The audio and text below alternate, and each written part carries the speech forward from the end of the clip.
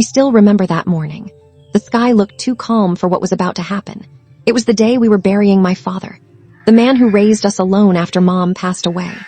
The man who worked double shifts just so my brother and I could go to good schools.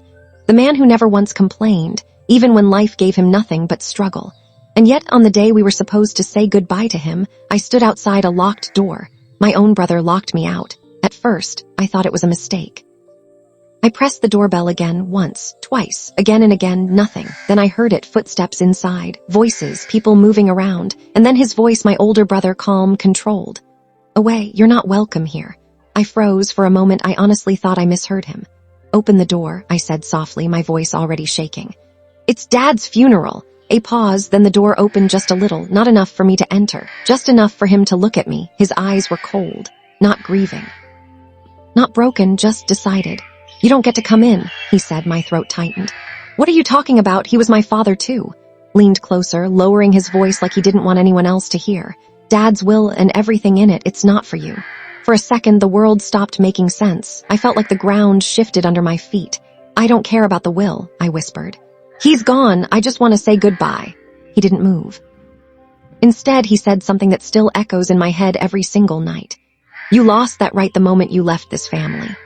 Then he closed the door. Just like that, locked. I stood there in my black dress, holding the flowers I bought for my father, staring at the door like it might suddenly change its mind. People were arriving behind me. Relatives, friends, some looked confused. Some looked away like they already knew something I didn't. But nobody said a word. I felt invisible, or worse, erased.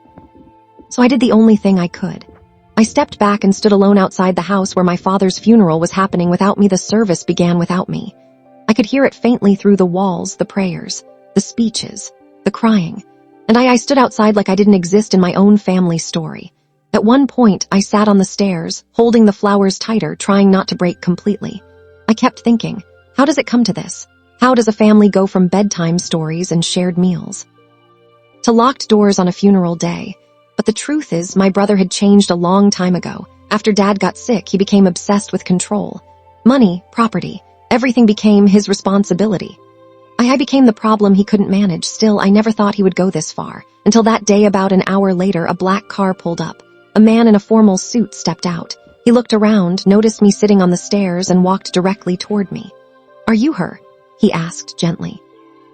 I nodded slowly, confused. "The family attorney," he said. "Your father insisted I speak to you personally." I blinked. "My father," he nodded. "He left specific instructions, very specific." Before I could ask anything else, the funeral door opened again. My brother appeared, irritated. "What is he doing here?" he snapped. The attorney didn't even look at him. Instead, he turned to me. "I need you inside," he said calmly. "Right now." Brother stepped forward. "She's not coming in." The attorney raised a hand and said one sentence that changed everything. "She is named in the final document, and you are about to hear what your father actually decided." For the first time that day, silence fell. Even my brother didn't speak. We walked inside. The room was full. People were seated, all dressed in black, whispering quietly.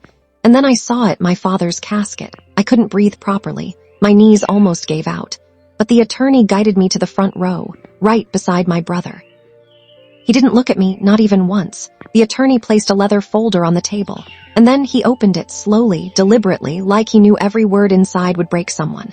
"My name is Daniel Hart," he began, his voice steady. "I am the legal representative of the deceased." Looked up for a moment. "This is the final testament and will of Mr. A." My heart was pounding so hard I could hear it in my ears. My brother leaned slightly forward, confident. He already thought he won. The attorney continued.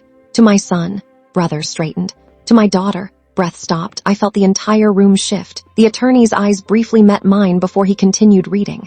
"To my son, I leave the house, the accounts, and full control of the business assets." My brother exhaled quietly, a satisfied breath. But then the attorney added without changing tone, "Under one condition."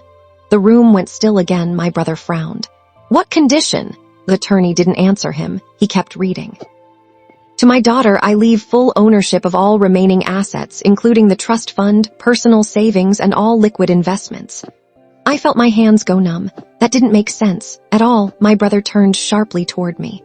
"What is this?" But the attorney wasn't done. His voice became firmer. "And a final clause." He paused, long enough for the entire room to lean in. If at any time my son denies my daughter access to my funeral proceedings or attempts to exclude her from this will reading, all assets immediately transfer to her name alone. A heavy, suffocating silence. My brother's face changed, just slightly at first, then completely. He said instantly, "That's not possible. No, he wouldn't do that." The attorney calmly closed the folder. Did. Just like that, everything collapsed. My brother stood up so fast his chair almost fell. "This is manipulated," he shouted.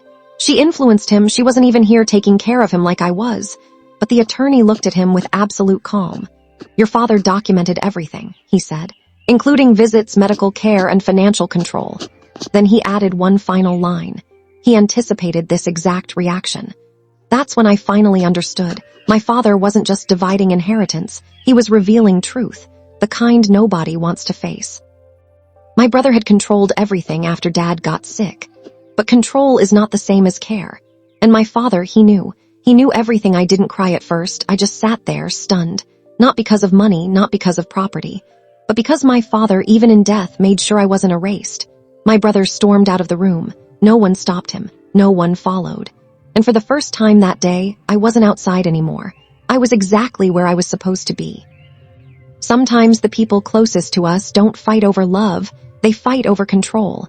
But truth has a strange way of coming out, even when it's buried under grief and silence. And sometimes, justice doesn't arrive loudly.